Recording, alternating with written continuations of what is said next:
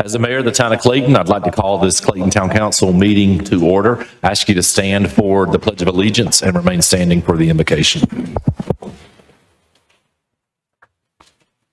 I pledge allegiance to the flag of the United States of America and to the republic for which it stands, one nation, under God, indivisible, with liberty and justice for all. Let us pray. Most gracious and heavenly Father, we pause to give you thanks for the many blessings of this day, Lord, and we ask that you be with us as we proceed with the business for the town of Clayton. For it's in Jesus' name I pray. Amen.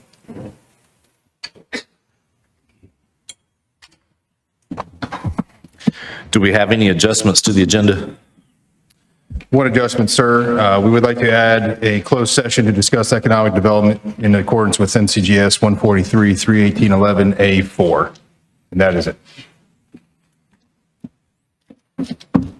Okay, we have that duly noted. I'll entertain a motion to approve the agenda as presented. Motion to approve. Second. We have a motion and a second. Any further discussion? All in favor say aye. Aye. Opposed, like sign. Motion carries. Up next is your consent agenda. Motion to approve? Second. We have a motion and a second to approve the consent agenda. Is there any further discussion? All in favor say aye. Aye. Opposed, like sign. Motion carries. Up next under the administrative items will be the Clayton for You. Good evening, Mr. Mayor, Council. Tonight we bring the second part in our two-part series on zoning. We hope you'll enjoy it. Welcome to part 2 of our zoning series. In this episode, Clayton for You will build on what we learned and talk about how zoning affects you and what steps you need to take before starting a project. Zoning laws help shape safe and organized growth by determining what can be built and where, whether for residential or business purposes. Most projects require a zoning compliance permit before moving forward. This permit is needed for new construction projects, starting a business or changing business locations, changing the use of an existing space, or home additions, such as fences, sheds, and pools. A zoning compliance permit ensures that a project aligns with the Unified Development Ordinances and that the proposed use is allowed. Once approved, you can apply for a building permit if applicable. This step supports Clayton's process in a way that is safe, organized, and mindful of the community. If you're located within the town limits or the ETJ, zoning regulations apply to you. Before starting a project, be sure to check the zoning and confirm what permits are required. To find an area's zoning designation, visit the town's official zoning map.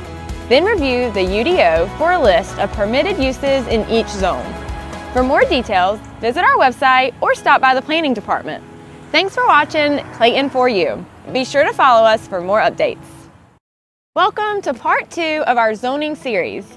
In this episode, Thank you. Awesome. Thank you very much. Up next, under introductions and special presentations, we have a World Water Day proclamation by Councilmember Archer. Thank you, Mr. Mayor. Town of Clayton Proclamation, World Water Day Proclamation. Whereas water is a fundamental human necessity, vital for public health, environmental sustainability, economic prosperity, and social well-being, and whereas access to clean and safe drinking water is essential for the survival and development of all communities, yet millions of people around the world still face water scarcity and pollution. And whereas the United Nations has designated March 22nd as World Water Day to highlight the importance of fresh water and advocate for the sustainable management of water resources. And whereas the theme for World Water Day 2025, Glacier Preservation, emphasizes the critical role glaciers play in global water systems and the urgent need to address their rapid decline due to climate change. And whereas climate change, population growth, and increasing demand for water resources necessitate proactive efforts to conserve and protect our waterways for present and future generations. And whereas local, state, and national leaders, along with citizens, businesses, and organizations, must work collaboratively to ensure equitable access to clean water and promote sustainable water management practices. Now, therefore, on behalf of the Clayton Town Council, we hereby proclaim March 22nd, 2025 as World Water Day and encourage all residents to recognize the importance of water conservation, support initiatives for clean and sustainable water management, and join in efforts to secure a water-resilient future for all. Proclaimed by the Clayton Town Council the 17th day of May, March 2025. Mayor Jody McLeod. Let's have a nice round of applause for our water resources team. You all do an amazing job every day for us. And I'm going to ask if you would come forward and join Councilmember Archer, and so we can get a picture of the group. We appreciate the good work you do for the town of Clayton every day, especially after we've had 3 inches of rain in a little bit of time. Or 4. Who's counting? Yes, he did.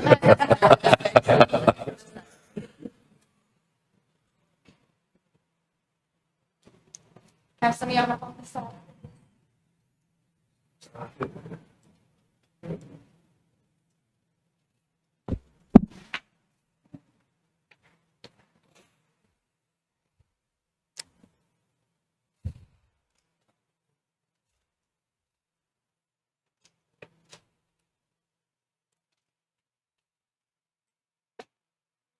Awesome. Thank you.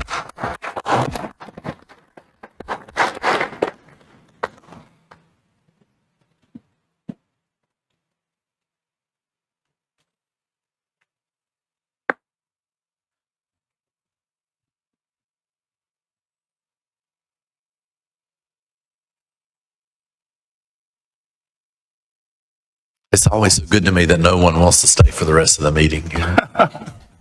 Just kidding. Up next is going to be the American Red Cross Light the Town Red proclamation, presented by Councilmember Williams. Thank you, Mr. Mayor. Town of Clayton proclamation, American Red Cross, Light the Town Red.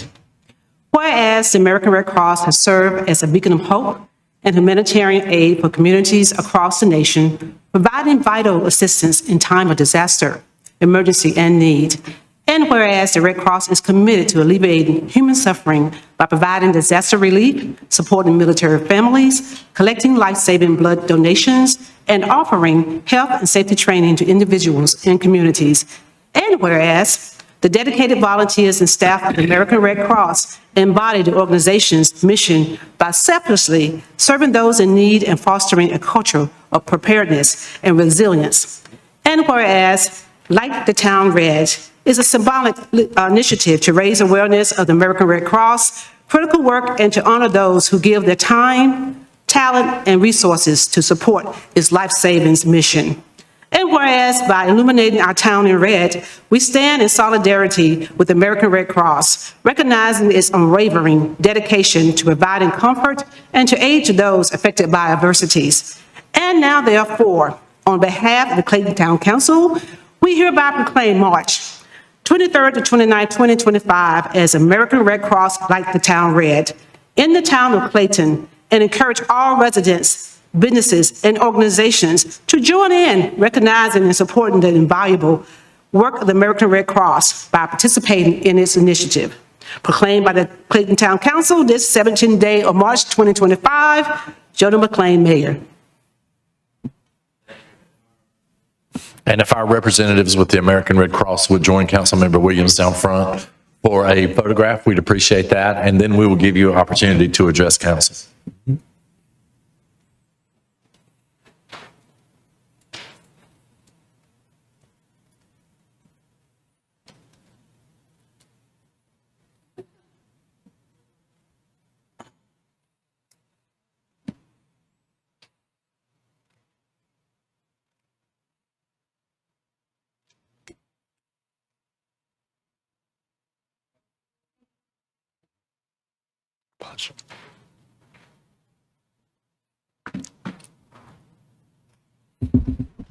As a lifetime resident of Clayton, thank y'all so much. We appreciate the support the town of Clayton has given us through the years. I remember using the high school gym for a shelter during one of our many hurricanes that we've had, and the opportunity to provide all kinds of services to the town of Clayton. Thank you. Thank you. Hello, and thank you so much once again for this honor, and we don't take it lightly. I want to just stand here to just say, we also, as you read, we talk about preparedness. So as part of that preparedness, American Red Cross do more than just give blood, and we do more than just open shelters. We also make sure that our neighbors are prepared for a disaster. So I am asking all of you that's in here, if you ever in need of any of your lunch and learn and you want some preparedness, give us a call. We'll be willing to come and make sure that our neighbors are prepared for a disaster. Thank you. Thank you. Hello, my name is Janet Johnson. I'm the Executive Director for the Greater Triangle Chapter of the American Red Cross, and I'm also a resident of Clayton, so it is so special to be here. Thank you so much for your support. Our mission is only possible through the generosity of our donors and the power of our volunteers. To everyone in the room who has ever given blood, to everyone in the room who has ever given a financial gift, who's ever given us the gift of their time or taken an important life-saving course through the Red Cross, I would like to say thank you. And I would also like to extend the invitation to everyone to join our mission in any way you see possible. We are a very welcoming organization, and we want our staff and volunteers to be reflections of our communities. So I'd like to invite you to participate in any way that you can. Thank you so much for helping us celebrate our mission and for being a part of it. Wonderful. Let's have a nice round of applause for the American Red Cross and the good work they do.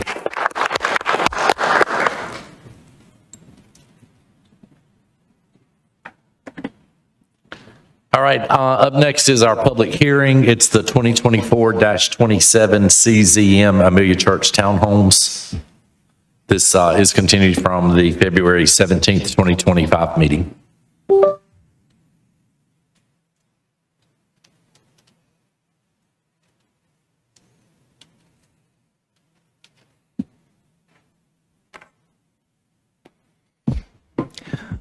Good evening, Mayor and members of council. Conrad Olmedo, Planning Director. This is an Amelia Church Townhome Project 2024-27-CZM. This was presented to the Planning Board at their December 17th, 2024 meeting where they recommended approval. This was brought before council but was tabled at the February 17th, 2025 meeting.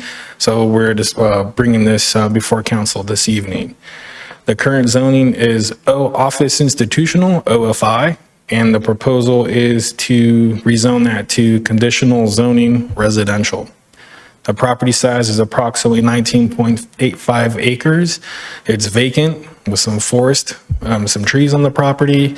It's located off of Amelia Church Road and Short Johnson Road, tax ID 05G03008B. For the future land use map, the current designation is medium density residential. The project's gross residential density is 8.72 units per acre, and they're proposing 173 single-family attached units. Due to the staff's recommendation, this would change the future land use map classification to a likely alignment with high density residential to account for that an increased density. This project was noticed through the public noticing process, posting the property as well as providing letters to residents within 300 feet from the project. For the conditions of approval, these were revised since they went to the planning board at their December meeting, and I'd like to just walk through these for your understanding.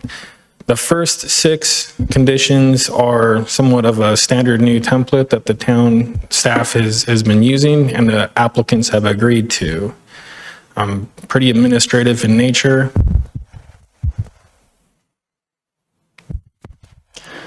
Condition 7/4 are those conditions that the applicant has agreed to.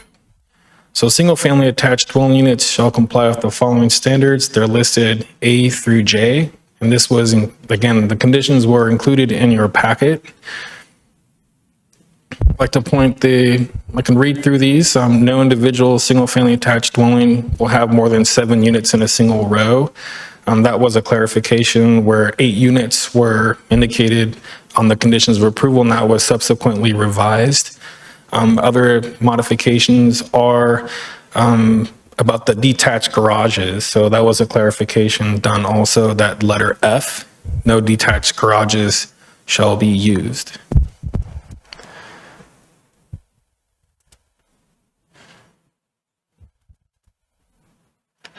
I'll move on to the next section here.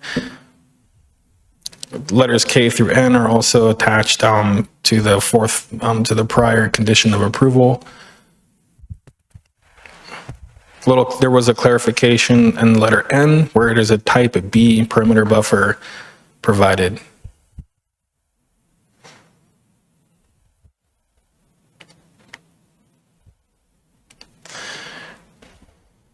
Again, perimeter buffers shall be provided along the adjoining property owners. There's a minimum 10-foot type A along the property line with the associated PIN number, and the concept plan will further illustrate this.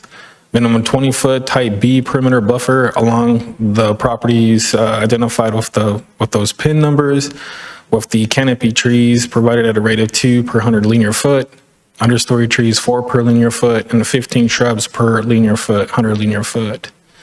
Again, the C is a 20-foot type B buffer shall be provided along the eastern property line. Undisturbed and wooded areas will be maintained with natural areas of the stream in lieu of a buffer. Letter D, a minimum 20-foot type B buffer shall be provided along the eastern property line.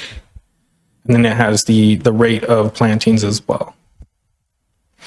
Letter E is a minimum 20-foot type B buffer along the properties identified and at a rate of every 100 feet with canopy and understory trees. Perimeter buffers are noted to be designated as common open space and will be maintained and protected by the homeowners association. And that is so that there is no landscape buffer on someone's private property and at risk of possibly removing that landscape buffer. Parking requirements, there are 2 spaces that are allocated outside of the garage, and driveways are approximately 18 foot in width. There's a variation of single car or 2-car garages that their applicants are proposing. And there's a private parking lot on the site in the concept plan that is articulated to be in private ownership. The applicants are also providing 44 spaces on the site.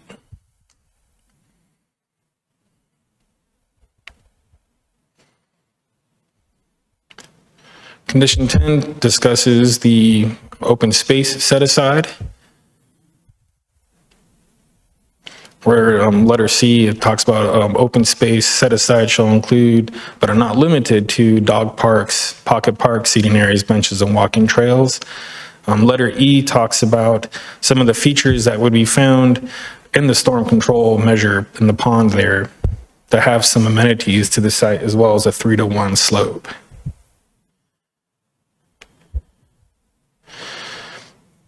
Condition 11 is discussed in the one of the previous conditions. This condition is where mass grading in the UDO would require a doubling of the vegetation's buffer and the plantings. So this project, in discussions with the applicants, to have that kind of a buffer would start to encroach on the overall buildable area. So they're requesting that that be, in a sense, not applicable to this project. Condition 12, there are some transportation-related improvements with right-of-way dedication and road improvements. There's condition 13 is with the downstream sewer capacity study.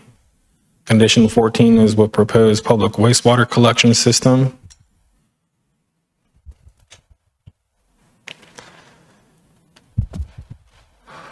Condition 15 does include some of the buildings, the construction, architectural elevations. Condition 16 discusses the minimum percentage of facade coverage to be brick masonry.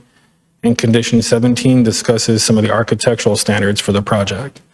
To note, these are a single-family attached product.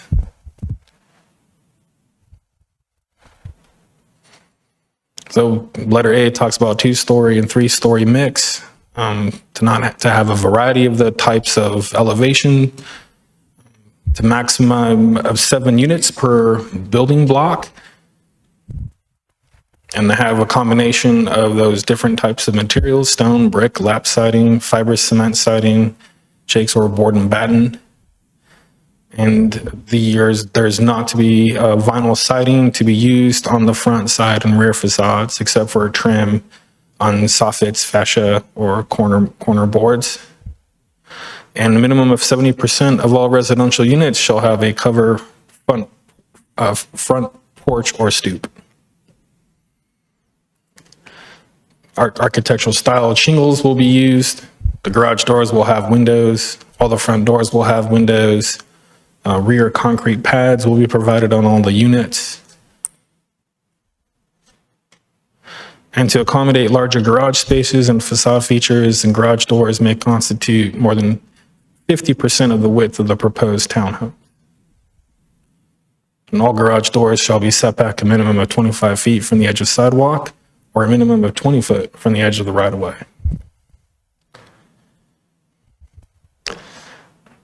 Following are some construction-related materials for high efficiency, in condition number 18.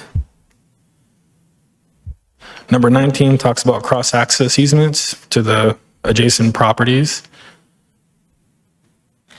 Condition 20 talks about the payment. Applicant will construct the cross-access to the property lines, or the applicant can submit a payment in lieu at a rate of 125% of the cost of the cross-access as estimated by professional engineering prior to the approval of construction drawings. Condition 21 is all resource conservation areas, buffers, and not common open space will be maintained in perpetuity by the homeowners association. Condition 22's driveway and encroachment permits will be coordinated with NCDOT. And condition 23 indicates all internal utilities will be located underground. Existing overhead utilities will be coordinated with Duke Energy to determine their feasibility to be placed underground.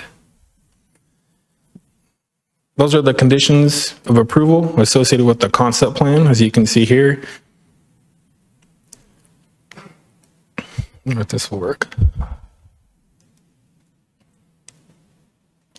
Perfect. So here's Amelia Church Road. This is the main access road through the site, and it comes up to Short Johnson Road.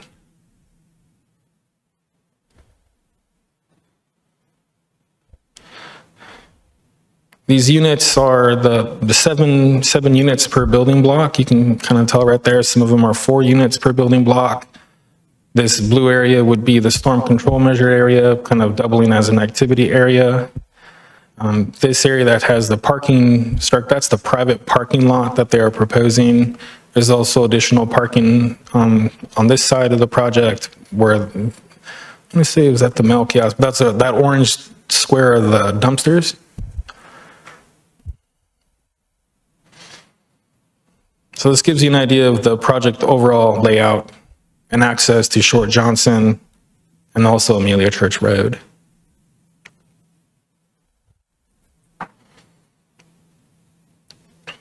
Site right here shows the TIA road improvement recommendations, and it gives an illustration of the 10-foot proposed right-of-way dedication as well.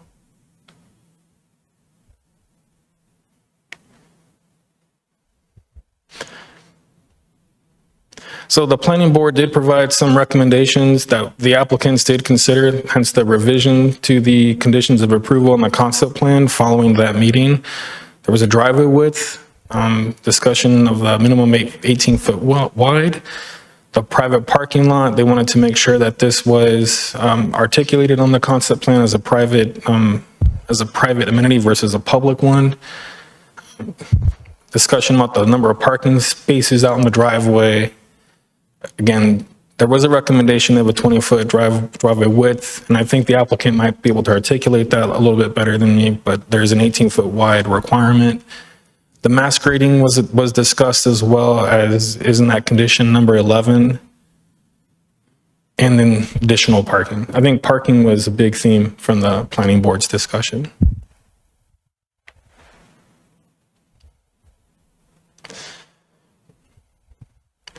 Consideration, should the rezoning be approved, the concept plan and the associated conditions of approval will be tied to the land in accordance with North Carolina General Statutes, Chapter 160D. The planning board did recommend approval and consistent with the 2045 comprehensive growth plan and with the proposed rezoning request, motion number 2 of the provided consistency statements sheet. Staff is also recommending motion number 2, approval and consistent with the 2045 comprehensive growth plan. I'm available for any questions, and I also know that the applicant is available if you'd like to hear their presentation as well. All right, thank you, sir. Any questions for staff? Mr. Casey. Thank you, Conrad. Thank you for that thorough presentation. Regarding condition number 11, the mass grading, just looking at the site, to me, when I hear mass grading, it's clearing, basically the land, removing the trees and everything else. And if you look at the site plan, I mean, it clearly looks like there's going to be little existing vegetation that's going to remain with the exception of around some of the buffers and the perimeter. So trying to understand in my mind, I guess to me, they're doing mass grading because they're clearing out a lot of the site. So how is that determined or factored in? It's a great question. So the UDO right now gives us some subjective direction with regards to mass grading. So we don't have a quantified number to say 2 acres, 4 acres, 5 acres qualifies as a mass grading project. So in looking at this site, staff we would have felt that it would be a mass grading. Okay. So in doing that though, we would have required them to have a doubling of their buffer width and the number of plantings. At the time that was, to be honest, provided to the applicant, this project and its design was already run through the technical review committee process. It's my thought on that requirement is we would want to be careful as far as applying it to all these kind of infill lots in the town. I know there's some existing vegetation, but as a planning director, I'm comfortable with having some discretion and consideration of reducing that requirement in the UDO. Okay. I mean, I guess in my opinion, it looks like it's pretty much being mass graded. There was no consideration on extending the buffer to 20 feet or longer. The buffer I want to say is, let me zoom in here.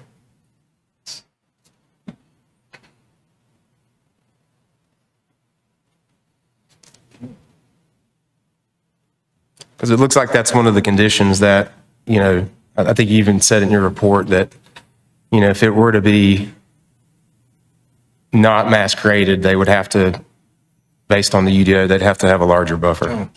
And part of the reason I know that there's, some farmland in that area too. So to me, that buffer would help support the surrounding neighbors.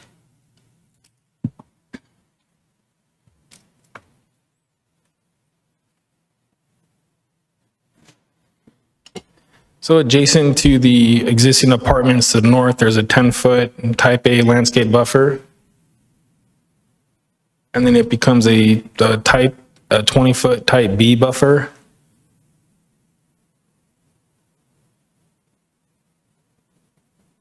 As well as to the east and then to the south. So the 10-foot type A buffer is being proposed adjacent to the existing apartments to the north.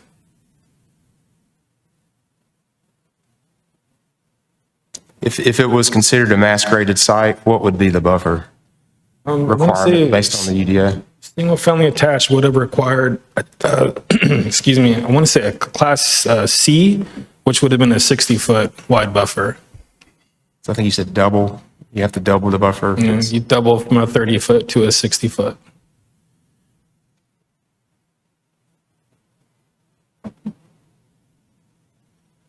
So in discussing that could potentially impact the overall number of units and the placement of the units and the design of the project internally. Understood. Yes. Okay, I have no further questions. Other questions for staff? Ms. Williams? I do. I see in the staff report that per the planning board recommendation, it was agreed to a minimum driveway width of 18 feet. So I just know this was already discussed at the planning board meeting, but could you explain the reason for the width, the purpose for this meeting? So the 18-foot wide, generally to accommodate two cars parked next to each other. A typical parking stall is going to be 9 foot in width. So I think having two kind of equivalent parking stall widths next to each other would accommodate two vehicles parking next to each other.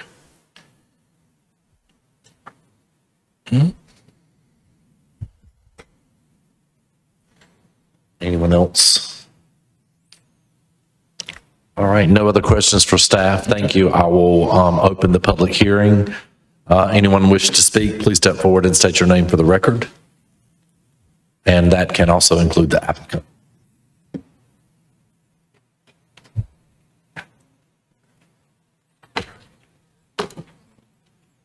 Perfect. Thank you. Good evening, Mayor and council members. My name is Spencer Terry.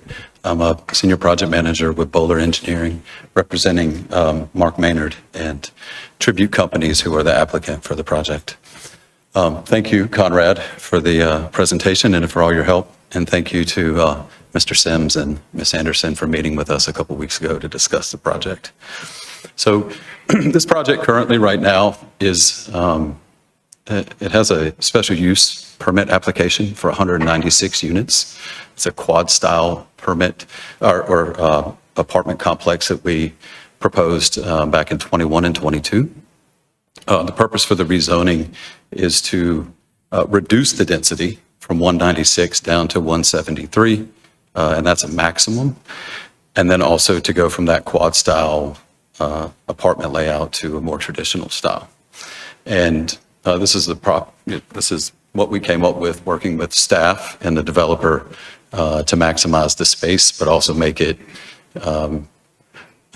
more walkable and enjoyable for people that like townhome living, which is primarily for the backyards. It gives everybody an opportunity to have an outdoor space. We certainly took into consideration some of the things that council had come back to us along with the planning board. Within the time frame that we had over the last few weeks, we couldn't present all of the things that we had discussed this evening's meeting. So we wanted to be able to sit down with you guys or stand here and discuss it with staff about what questions you have for us, ideas that you may have for us, things that we can do to make sure that we're incorporating your considerations, the community considerations into the design of the development. In regards to mass grading, doubling the buffers would have a pretty substantial impact on the project, specifically from the north and east, or the north and south. So that would really condense what we're doing here.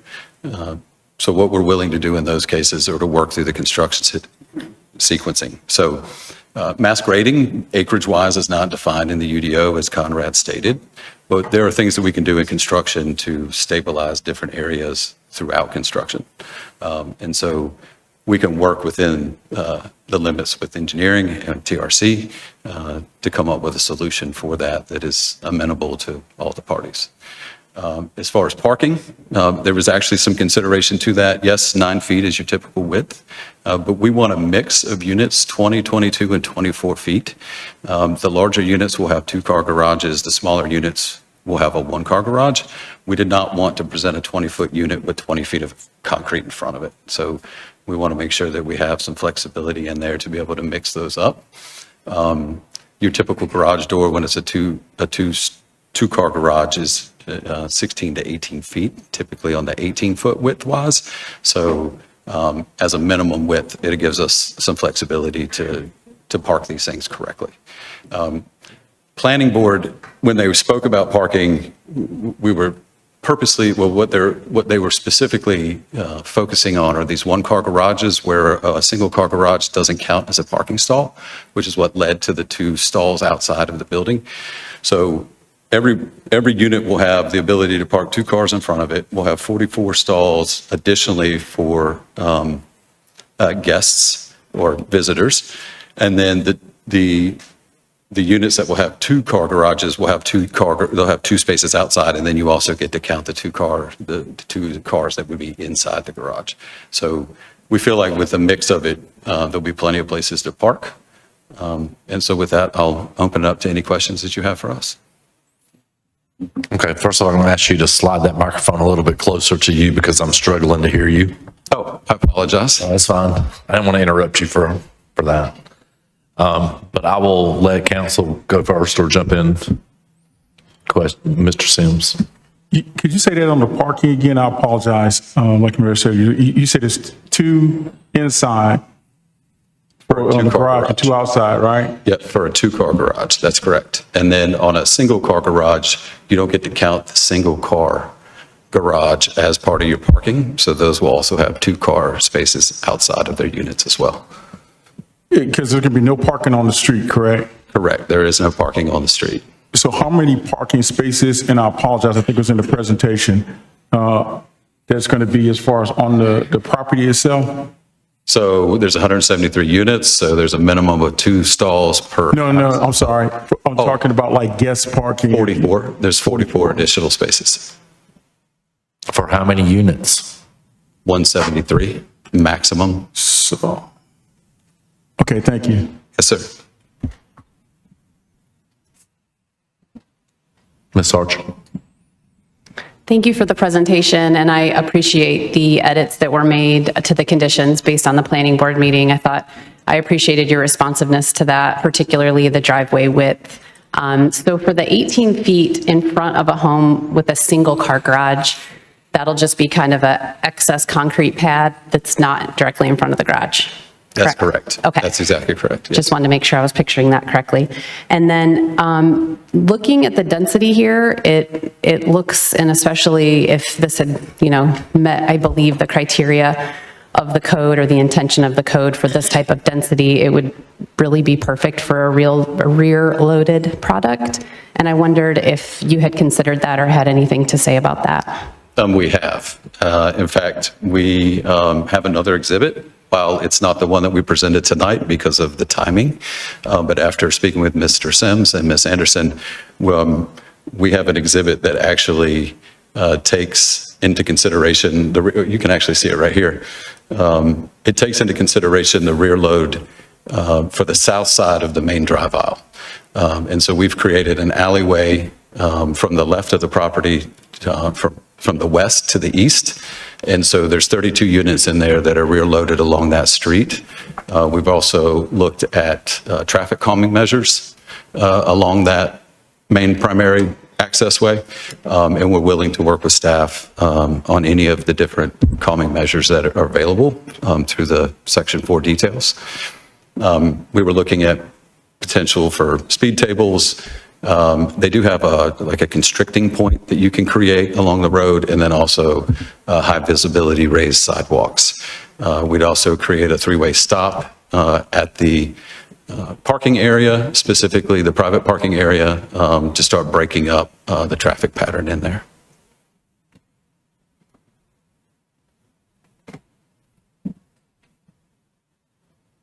I have a couple other questions, but I'll just do one follow-up and we can shift gears. Sure. The 3-way stop, just to be clear, that there's that centrally located parking lot, right? And that's where the 3-way stop would be? That's correct. Okay. And then also wanted to state that I appreciate the changes to this product versus the previously approved or the currently approved site plan and everything that's approved for the site. Is this, I can't remember if it was clarified, are these intended to be owner occupied? Yes, they are. The the special use permit that we have now for the 196 quad or for a rentable product. So we would like, these will be homeowner. Mr. Casey.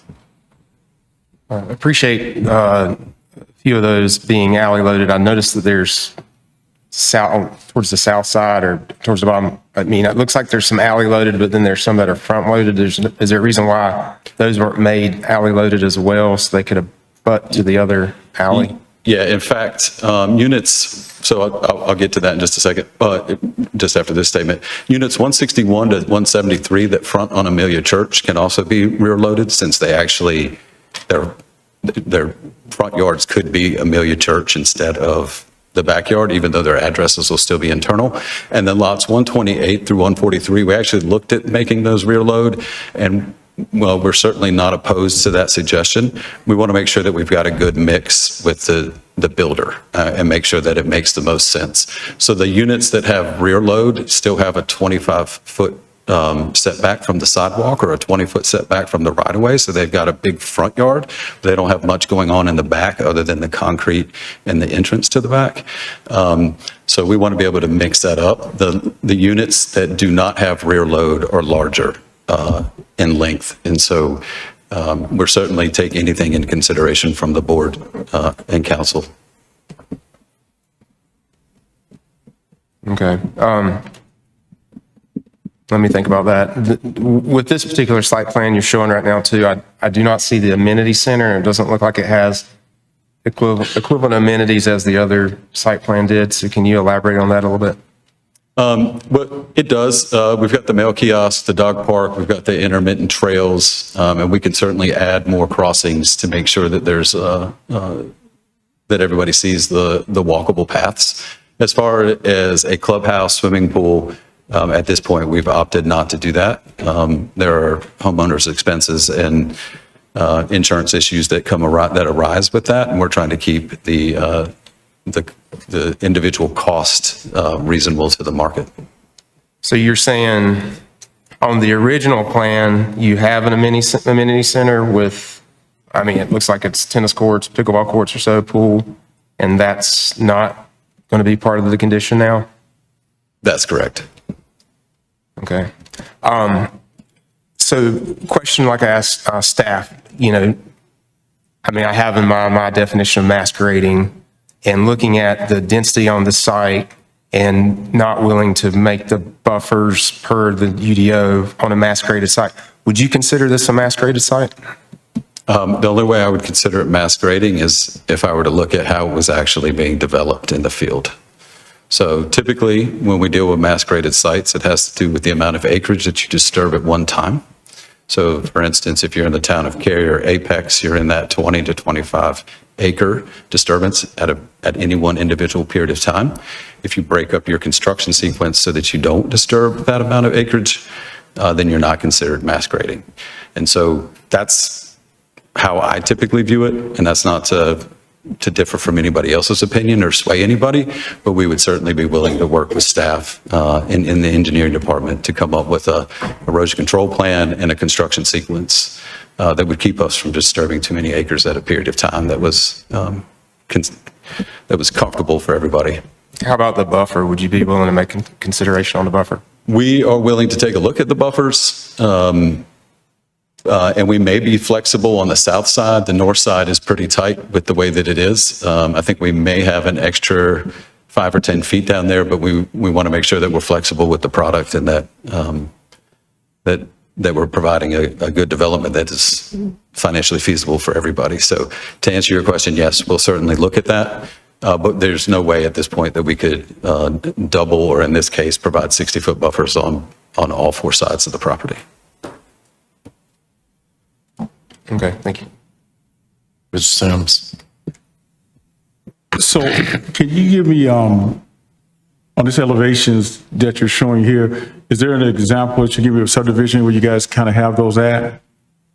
Is there an example of these where you've already built these at, these elevations? I'm looking in the presentation. Oh, yeah, in the master plan, we actually have the elevations, typical elevations.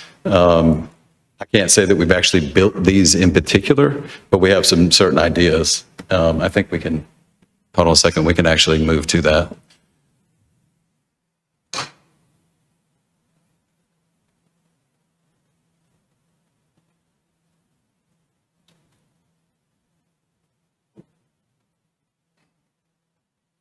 How do we get back to your presentation?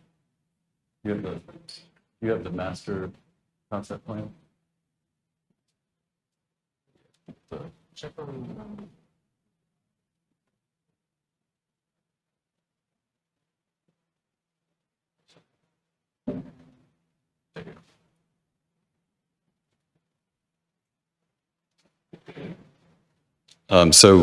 I don't know if this was part of your package, but within the master concept plan, we provided the different elevations with some examples of potentially what we would be looking at with single and double car garage.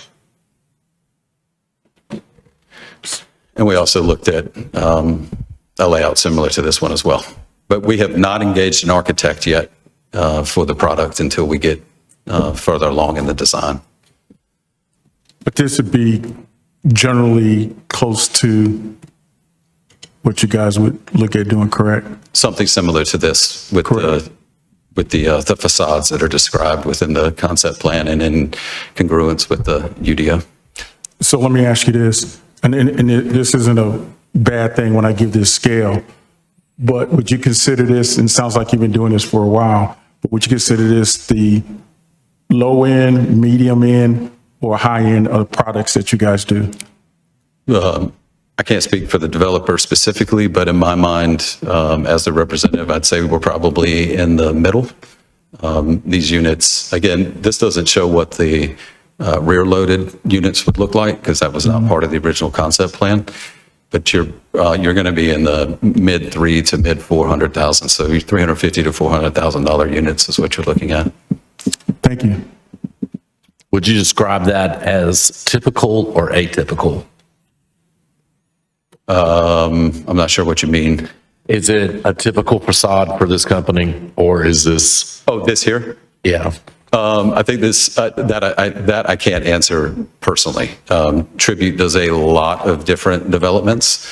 This was just an example that we got from an architect based on the facades that we were talking about and the number of garages. But we can certainly provide something else if that's what you would like to see. I would. It's very important to me what it looks like. And it should be to those who are financing this venture, because how do you make your product stand out above what is already available in this market, right? And it's the visual impact. As soon as I drive into this, I should automatically feel like this is where I want to live. And no argument whatsoever. We also have a price point that we want to hold on to. It's okay. Champagne tastes beer budget, right? I totally understand that. Right. No argument. Right. That's what I'm looking for. That's exactly right. Yeah. Caviar. Let's talk a little bit about amenities, because I understand the cost affiliated and the insurance affiliated with a pool house and a pool. Yep. But like, why would there not be any other offerings that don't have that liability attached to it? Yeah, so such as pickleball or no arguments. We actually have we're leaving it open for that. We're not pinning ourselves down for anything in particular, and that's why we've looked at the minimum amenities so that we can move forward with something that actually will work and fit. We're providing 18% or more open space at this point, even though we have 12.5% open space required. So we have potentially the space to do that. We just want to make sure that it makes sense, that we don't overcommit to something that turns into an issue later. So I'm not taking away from pickleball courts or anything whatsoever. And we do have some space there available, but we want to make sure that it actually fits and works and it doesn't feel like it's pushed. Like it needs to be a part of the community and feel like that. I think that the layout that we have right now makes it very walkable. And there's going to be some wooded areas, there's some very protected areas around the stream that we want to make sure that we're providing for our folks. And so that's how we've approached it at this point.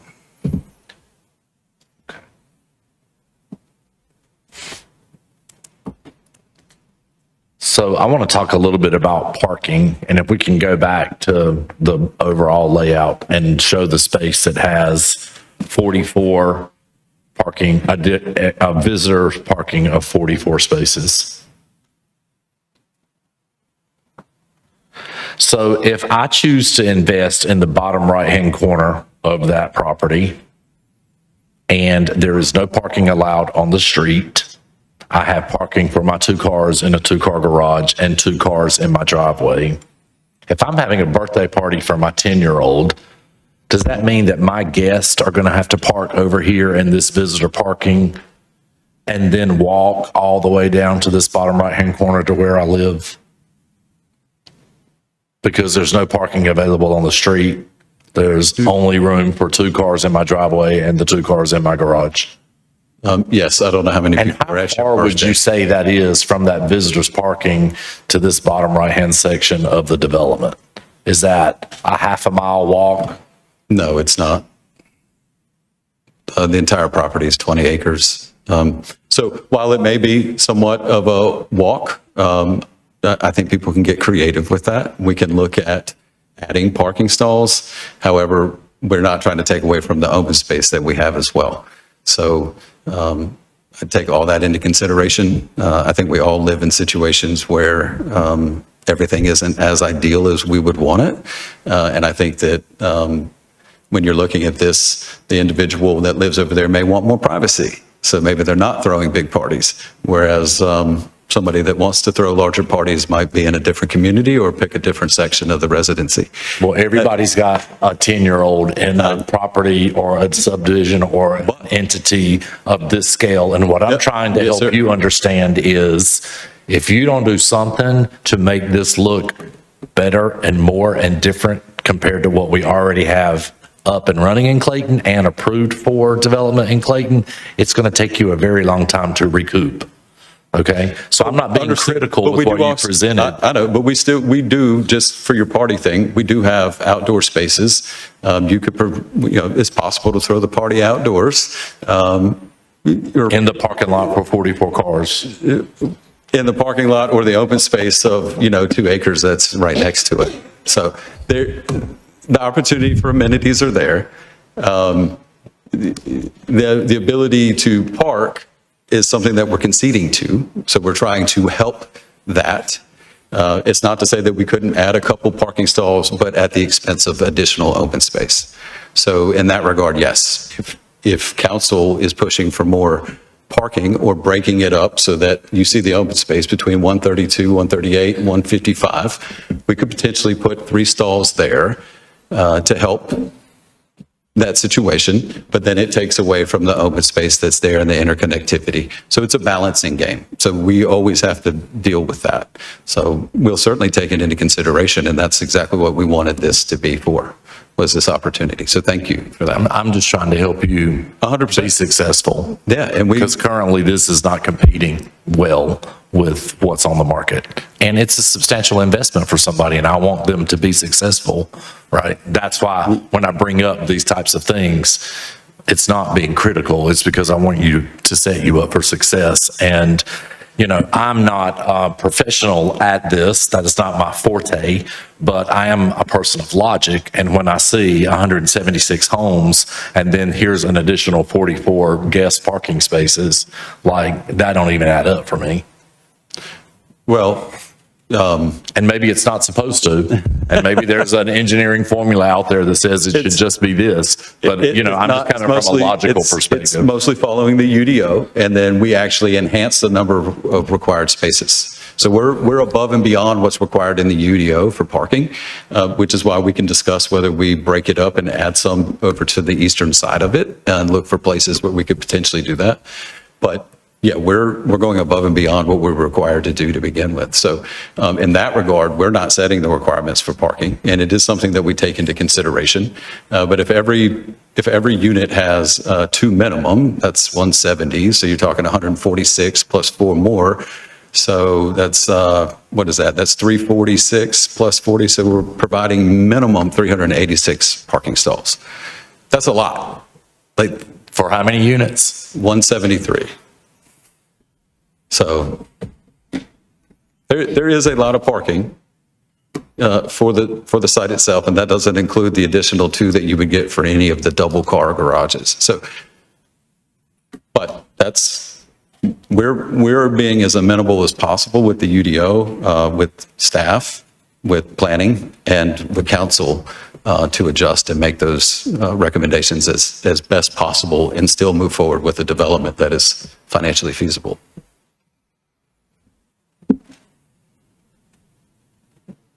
Oh, I'm not done, but I mean, I'm welcome somebody else.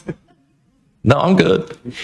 So a couple of questions and considerations. So you've said you're willing to do, and you've shown us elevations, you've shown us how you're going to put some rear-loaded property. I would be really interested to see the elevation of the rear-loaded property and how different that looks. I think all those things that you mentioned that you'd be willing to do, I think it's important for this council to see. Proposed amenity location.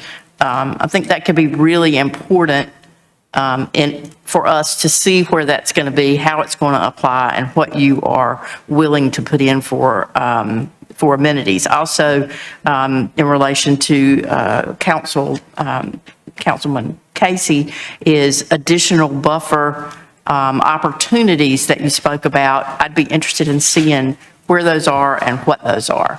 I think for me, that's going to be important for me to see and not just hear about.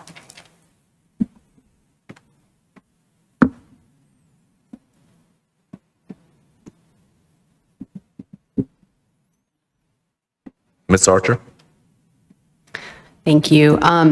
Condition 17 speaks to the architectural standards that are proposed for this, and appreciate a lot of those in there. I think that they bring a level of quality. We're not seeing vinyl, we're seeing something different here. I think where my question comes in is when you look at the elevations proposed, I think you gave 2 samples there, and the ones that we saw in the master plan, they're just sort of kind of flat, and, the building materials are there. But what I'm looking for are maybe some extra sentences in the architectural standards that give us a sense of how this is going to look with some more variation. So just for an example, it says use of same story shall not be side by side, which I think is a great example of what I'm talking about. And I wondered if there was something you could give us or something that could be worded such that we would have an idea of kind of where the single car garage is going to be, where the 2-car garage is going to be, in addition to, which I guess that translates to lot width or unit width. So I think maybe something along those lines where when you look at the facade, it's not just this kind of, massive look, but there's a little bit of architectural variation in there. Is that something that you guys have in mind or a possibility? So without engaging the architect or the builder specifically, it makes it difficult because then we don't know right now where the 1-car garages are going, or the 2-car garages, or the 24-foot units, or the 22-foot units. And that's why we were looking for the flexibility to do that. Mm-hmm. So we certainly can look at descriptions and sentencing and discuss architecturally. But we have to keep in mind that there has to be flexibility for the builder to come in, because they're ultimately going to know the market better than anyone and what is going to work for them. Oh, that's interesting. Sure, and I appreciate that. Yeah, that, that example that you guys did put in the architectural standards of, the same story shall not be side by side, that's a nice one to kind of, it's reassuring. There's going to be some elevation differences, but if there are some things that you could propose or work with staff to come up with about that architectural variation, I would really like that. And then I just, for the just commentary going on up here, the fact that these are single-family homes, I really appreciate that and that price point, because for a lot of folks nowadays, the townhome is the entry point into home ownership. And so we definitely want to see that here in Clayton as well. So I appreciate that. Yes, and keep in mind that all these suggestions and what we're trying to achieve is that price point. If we move into a much higher price point, it makes a lot of these things more palatable. And so that's something that has to be balanced in this process. So, and then I want to reiterate that we do have a product in in a special use permit that is approved for 196 units. So we were trying to get out of that. And that's all part of this process. So certainly, thank you for your considerations, and I've got these written down, so we'll certainly work with staff and the developer to try to achieve as many of these as possible. Are there any other suggestions that you guys have? Mr. Casey? So you mentioned something about the builder, I guess, has their, thoughts on this. Have y'all looked and seen what's been approved, but yet not been built yet? Because I do know there's quite a few townhomes that have a similar price point that have been approved that haven't been constructed yet. So that may sway the diversity argument here of a different type of building product. Are you suggesting that there is townhouses that have been approved that have a different product that you like? No, I'm suggesting at that the same price point? No, I'm suggesting there's townhomes that have been approved that have a very similar price point. So it's not that much of a differentiator between what's already been approved, gone through the entitlement process, but hasn't been constructed yet. So, you could eventually see a saturation of a market of a product that is not necessarily. I'm not arguing the market research whatsoever. I personally haven't done it. I haven't investigated that myself. I mean, we can certainly look into that and see what the market, we obviously all know Johnson County and Clayton specifically is growing potentially as one of the fastest areas in North Carolina. We want to be a part of that, obviously, and we'll certainly obviously look at those market factors, and I'm sure that Tribute has done so, which is what has brought them to this market. And then also just considering the segue of what's happening here. So you've got apartments to the north. Craig Davis is looking at single-family residential directly next to us. We're working hand in hand with them and Rich on the sewer. On this and expanding the sewer down to the Country Lane pump station, which is what we're currently working through. And so rentable apartments for ownership, townhouses, and then moving into single family. And I think that is in line with what your long range land use plans are. And it makes great segue for most areas when they develop, is to see this mix of product, mix of price point, and mix of living style. So I know right now there are no townhomes on Amelia Church Road or Short Johnson. So in the immediate area, we're kind of in a good position. So we'll certainly take that in consideration. And I don't mind going ahead and looking at some of that product to see what they are proposing, or like it may be what you said, it's very similar to this. And so that's. Yeah, we approved some townhomes off Barber Mill, which is right on the corner from here, not too long ago. But to your point, Clayton, Johnson County is growing at a very fast rate. And so that can also create imbalances with building product type, townhome, single family. It could create other infrastructure challenges as well for our community. So we have to be really conscientious of what we're approving now, how that's going to play out with everything that we have that's already entitled that hasn't been. Absolutely. And as developers, we're here actually to help support that, which is what we're really doing here. So we're not trying to overburden the utilities of the municipality, but help improve them. And we're trying to reduce our density, which is part of this process. And then also come up with that mix of product that fits in the area. And this has been now, I think we've been doing this for several years, this piece of property, but specifically on this layout over the last year. And so we'll continue to work with you guys and reiterate it. But at some point, there's only so much we can do and stay within the confines of what we're trying to achieve. Yeah, and I understand and I appreciate, some of the concessions. I guess for me, there's a lot of different factors and variables here that aren't answered. I specifically asking for a larger buffer because of the grading, a alley loaded versus a front loaded product, the amenities as well, the uncertainty of those. So, there's a lot, I guess, we still have to kind of hammer through on this, but thank you for your time. Yes. I guess at this point, are we looking to maybe table this and adjust our conditions of approval and come back? Ms. Archer. Thank you, Mayor. I think, yeah, we can address that as a council. I wanted to throw one more thing out there that Councilmember Casey just touched on, which is the mass grading condition. And so I had two thoughts about that. As long as we're talking about conditions, one being to try to protect the buildable space that you need. In other words, not increasing the width of those buffers. If there was a way to enhance those with plantings or something like that. Another suggestion that I have to try to address those concerns would be if there could be some more formal language in that condition about the terms, the limitations you were talking about applying to the amount of disturbed acres or other erosion control measures. I think language around what we could do to minimize the effects of the grading would be helpful in that condition as well. We'll take that in consideration. Thank you. And then as to your last statement, just other council can weigh in, but yeah, I would be agreeable to continuing, or I guess however the language is. I don't know if we've had our public hearing yet, if we continue it, table it, close the public hearing, et cetera. I don't know if there's anybody else that wants to speak after me, but There is. Yep. Sure. Mr. Sims? Yeah, so this is just a comment. And I do want to make sure that I do say, especially look at past council meetings in Councilwoman Archer, Anderson, and I think Porter said the same thing. Really appreciate, Lauren, the density.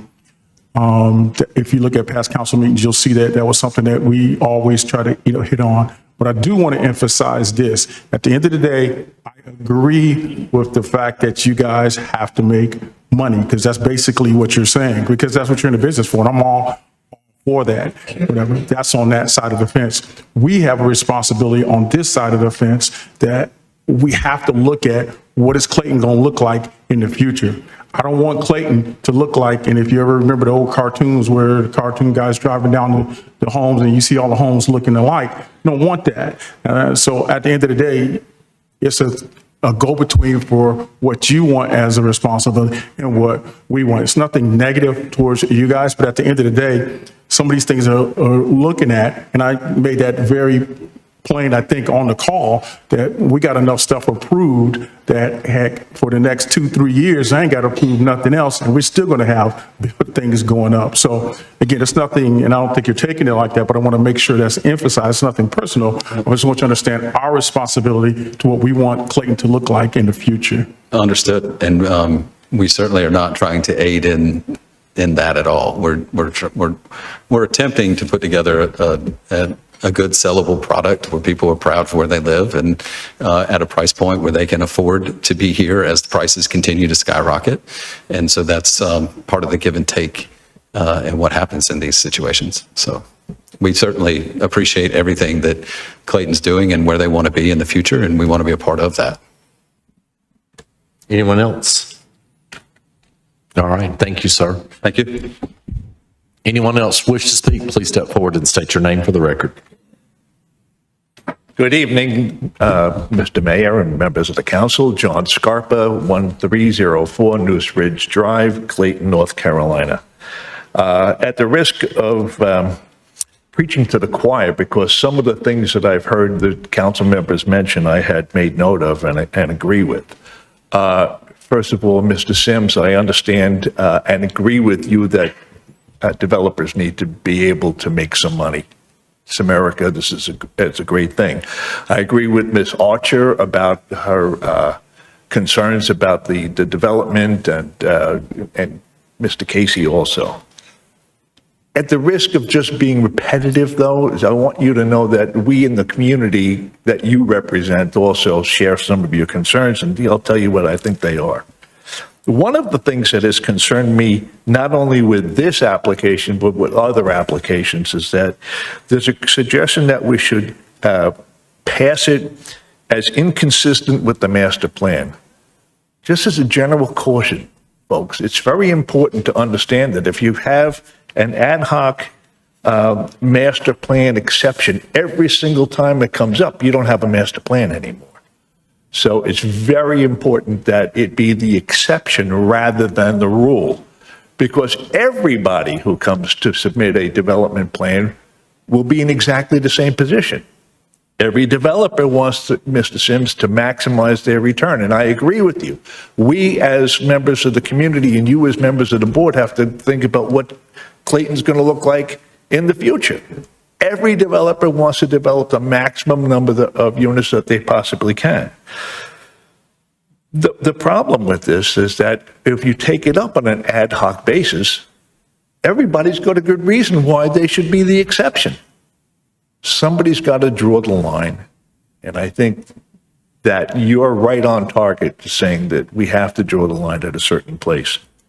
The place where I disagree with Ms. Archer, and I don't mean to, to pick you out, but just making the buffer a little bit better or a little denser doesn't answer the question about the deforestation that's taking place. There are lots and lots of trees there now. And if we just increase the buffer, we're not even asking the buffer at this point to be what it should be. It's cut in half. And I'm sorry, that just doesn't fly in this particular situation. I'm familiar enough now, having lived here long enough to grow in my love for Clayton, to know that we have approved other units that look very similar to this. And as Mr. Sims said, I saw eloquently just a few moments ago, if we didn't approve this or anything else for the next couple of years, we're good. We have a lot of development going on in this area, and it's beautiful. Let's not ruin it by overdevelopment. And that's a danger, because I know that I am certainly not in a position to know what the statistics are, but you might be. Is there anywhere in our master plan that we know what the future needs of Clayton are going to be? Do we need this kind of additional density? At this point, the price point is great, and I understand that. We want to welcome in people who are just beginning to start their families and bring them in. But, Mr. Mayor, you did notice that there would be a lot of people with 10-year-olds, and there's not enough parking in this. I won't belabor that. You're right on. You're spot on with that. And if I'm going to somebody's party, it's age 72, I'm not walking half a mile to get to the party. I'm double parking out in front, and I'll take the ticket. But the thing is that I'm not sure what the current vacancy rate is, but I'm afraid that if we get to the point where the vacancy rate isn't high enough to support these units, then what's going to happen is you're going to bring down the value of property. Instead of everybody who lives here always hopes that their houses or their property is going to go up in value over time, not down in value. And so it's a concern. The last thing I thought about, and I said, nobody's ever mentioned it in any other application, but what is the burden on our electric grid? Because I've been checking my electric bill lately. You might be too, because you're all paying it. And I've recently seen complaints that people say that we pay too much.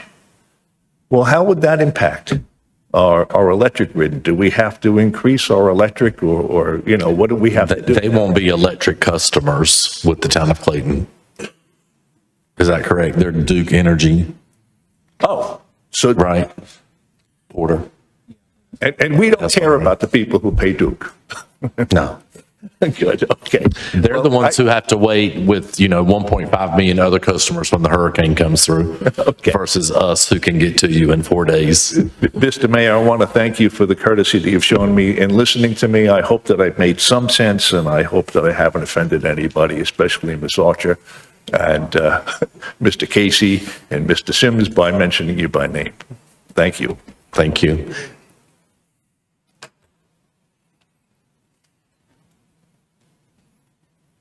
I'm Lisa Ennis, 225 Park Ridge Drive, Clayton. Thank you, John. Thank you. Did you get all that? Okay. I did not. I'm Lisa Ennis, 225 Park Ridge Drive, Clayton. I just wanted to say we appreciate that my family and I, we own, my siblings and I were homeowners to this property that you're discussing. And I wanted to we appreciate the fact that you addressed the runoff and that issue. So we're hoping that with the construction, more it won't be as clear cut. Hopefully, more trees will be left, and that there will be a plan in place to control the runoff. And we were also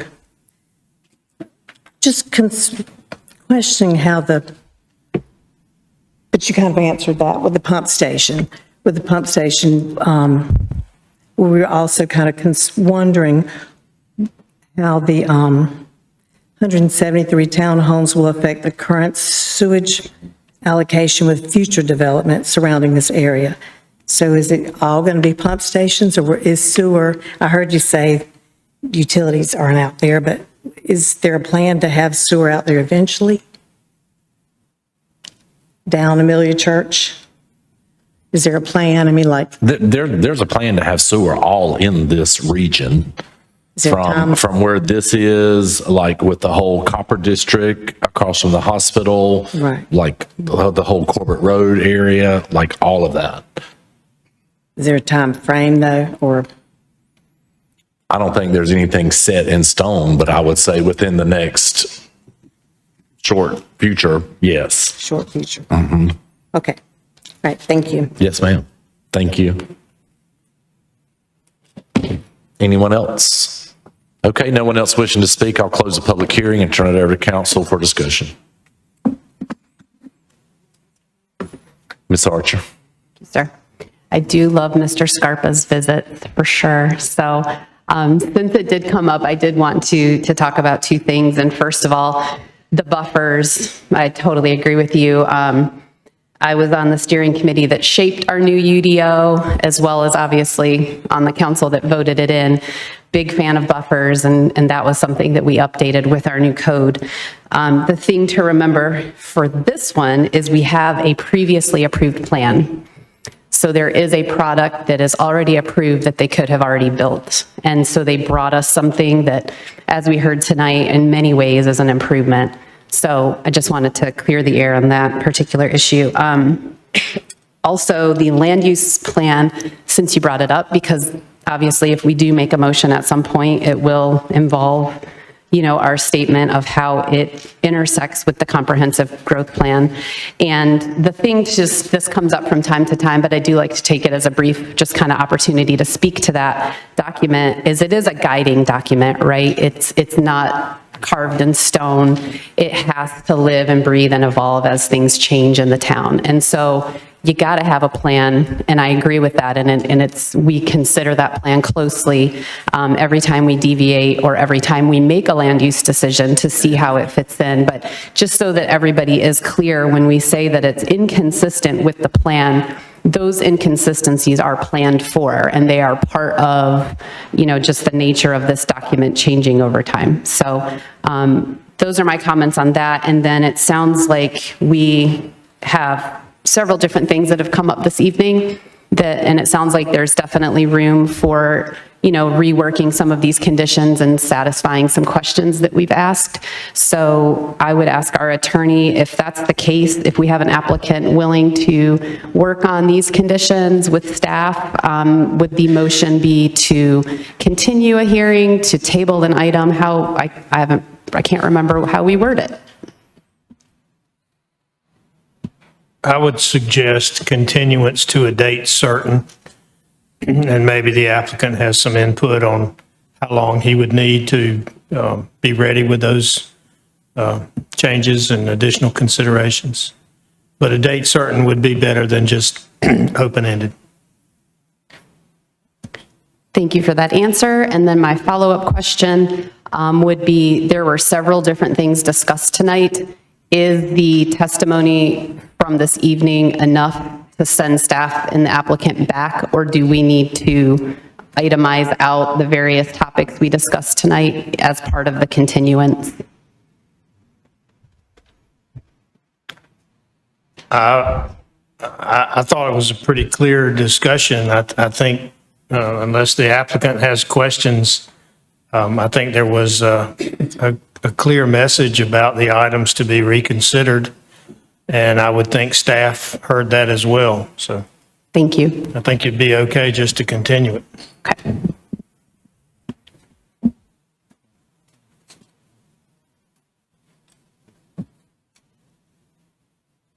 Mr. Casey? I do agree with what Councilman Archer said. I do think part of the challenge with this particular site is the amount of density and some of the concessions we're asking them to make. I'm perfectly fine tabling it or continuing it. I think, part of our comp plan too is, it is calling for medium density, and with everything we're asking and what they're proposing, it's, medium density makes sense, and I'm not saying, obviously there is flexibility in the comp plan. We're lucky we have that flexibility, but that it seems like there's some pretty heavy hurdles that are going to have to be achieved to kind of get to where, if they want to meet the concessions that we're asking for. But like I said, I'm still fine with tabling it as well. I agree with what Councilman Casey says, but I don't think we're going to know the answer to that until we get the answers we've asked for. And the answers we've asked for may be that we can't do this because of that, as buffers and those kinds of things. But for me personally, I would like that answer, that this is the concession that can't be made because of whatever the reason may be, just for clarification on my part. But I totally agree with what you're saying. So to be clear, I'm good with the continuance or tabling or wherever the language needs to be to come back with the answers. Yeah, Mayor, if I may, I talked to the applicants. They would like to request April 21st meeting. That will give us enough time to go back and forth and discuss the conditions and do any revisions that are necessary. Give us plenty of time. Okay. Okay, thank you. So at this time, I would like to make a motion Ms. Archer. to continue, let's get the item number. To continue public hearing 2024-27-CZM to April 21st, 2025. Second. We have a motion and a second for a continuance until April 21st of 2025. Any further discussion? All in favor, say aye. Aye. Opposed, like sign. Motion carries. Thank you. All right, up next, we're going to be jumping down to staff reports, beginning with the town manager. One quick update for you all. This week, Tuesday evening and Wednesday evening, our water resources team will be performing some overnight work, which will require the water to be shut off along Main Street. All the businesses have been notified in the area that it should not affect them, as it'll be after hours. But this is part of some follow-up from the lead and copper rule findings. There's some mold galvanized lines that are going to be abandoned to go ahead and safe up the system. So those announcements have gone out, but just want to make everybody aware that there will be some night work with some disruptions on Main Street over Tuesday and Wednesday night. And other than that, that's it. All right, town attorney? Town clerk? No report. Any other staff? All right, I'll now open the floor for informal discussion or public comment. Anyone wish to speak? Please step forward and state your name for the record.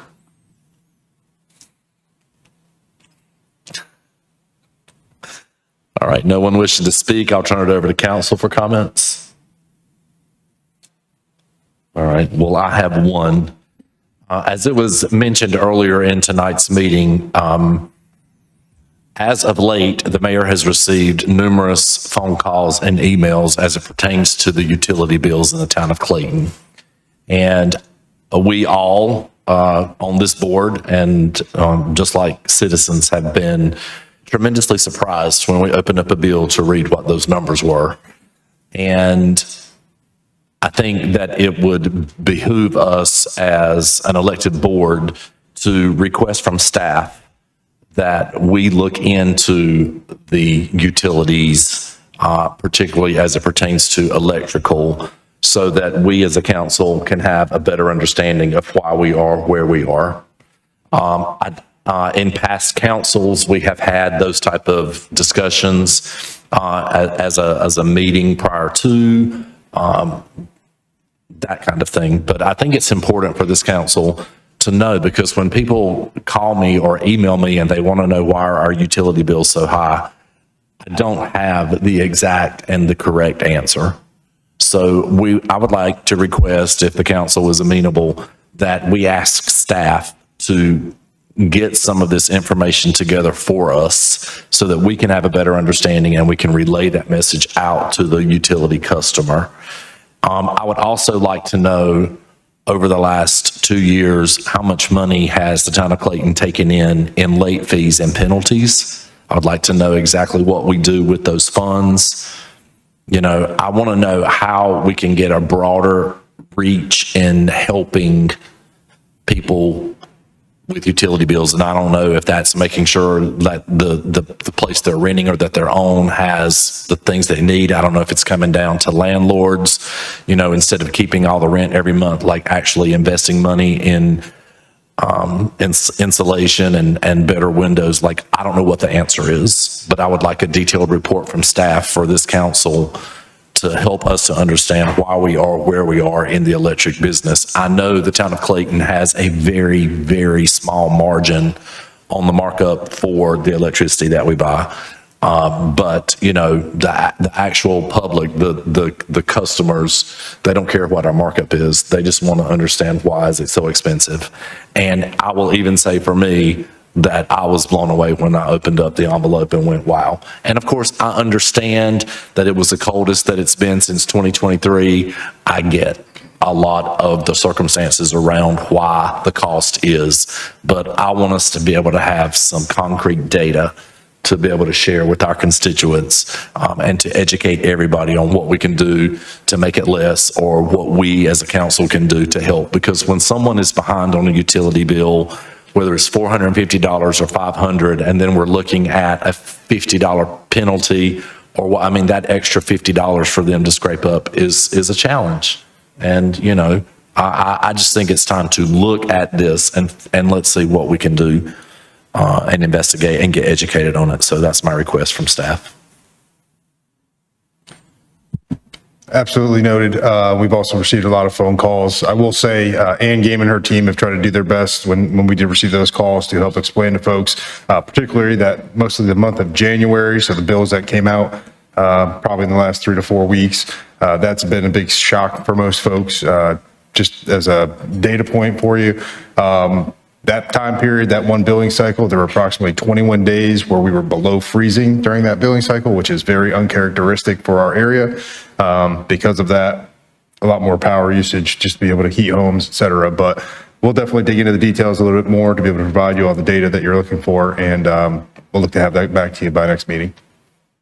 You know, I don't know if this needs to be like a meeting, like the 3 to 5 monthly planning meeting or whatever. It needs to be something along those lines. But I just want us to start gaining some true awareness on this so we can see what the possibilities are to move forward. All right, anyone else? Okay, then that's pretty much everything on our agenda. We are now going to entertain a motion to go into closed session for economic development. Make a motion, we go into closed session. Second. We have a motion and a second. All in favor, say aye. Aye. Opposed, like sign. Motion carries. Thank you.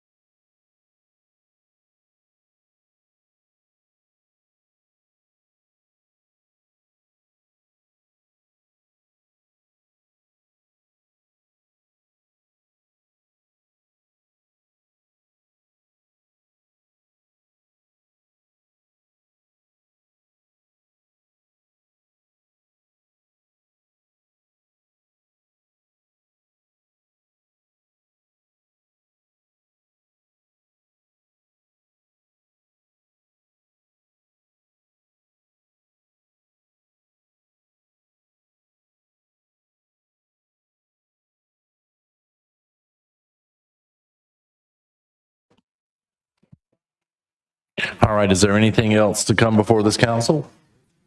Hearing none, I'll entertain a motion to adjourn. Motion to adjourn. Second.